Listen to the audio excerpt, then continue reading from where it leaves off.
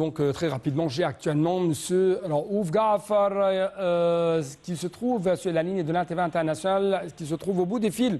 Monsieur Ouf Ghaffar, vous êtes toujours le bienvenu et permettez-moi très rapidement de vous poser cette question. Qu'est-ce que vous avez, quels sont les points remarquables que vous avez soulignés pendant cette visite de Monsieur Narendra ici en Égypte? Et ma deuxième question, les prévisions, d'après vous, à partir de la promotion de cette relation entre l'Égypte et l'Inde au niveau de partenariat stratégique?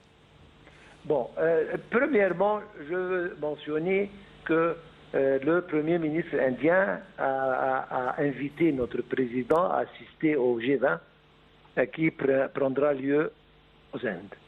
Et ce qui veut dire que l'Égypte, maintenant, sur le plan économique, a un certain poids qui lui permet d'être invité dans ces groupements qui représentent les plus grandes économies dans tout le monde. Ça, c'est en premier lieu une chose vraiment qui nous fait tous très fiers. Bon, ça alors à côté. Et cette visite, après 27 ans d'absence d'un chef d'État ou d'un Premier ministre indien en Égypte, c'est important. Notre président était là-bas pour célébrer le jour national, la fête nationale des Indes il y a quelques mois. Mais le fait que le Premier ministre indien vienne, il vient visite officielle pour discuter beaucoup de dossiers.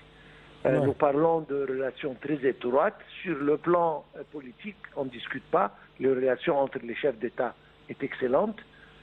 Nous parlons économie. C'est, à mon opinion, ça va marquer un changement drastique dans les relations, pour le bien. Nous parlons d'existence indienne dans la capitale administrative pour des projets géants en pharmaceutique, en santé, etc., ce qui se fait pour la première fois. Nous parlons pour parler avec Tata. Tata, c'est une des plus grandes boîtes qui fabrique des voitures dans tout le monde. Donc, quand on parle avec ce genre de compagnie géante pour fabrication d'automobiles ici en Égypte, on parle de quelque chose vraiment colossal.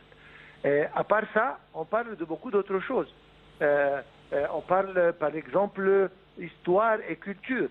Nous savons que une partie de la population indienne est intéressée à l'héritage islamique qui existe au Caire et en Égypte en général.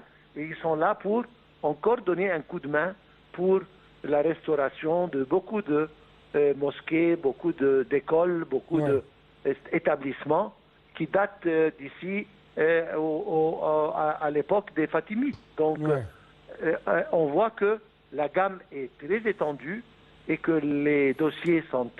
J'aimerais insister un peu plus sur votre prévision en ce qui concerne les coopérations ou les échanges économiques et ainsi de suite au niveau de l'industrialisation, des technologies, du commerce. Bon, technologie, nous savons que l'Inde est très avancée dans certaines technologies et nous allons sûrement signer des accords qui nous permettent d'utiliser ce genre de technologie pour le bien de notre économie. Si on parle d'échanges économiques, on a remarqué que ça a augmenté d'à peu près 17-18% dans les derniers mois. Et nous importons beaucoup de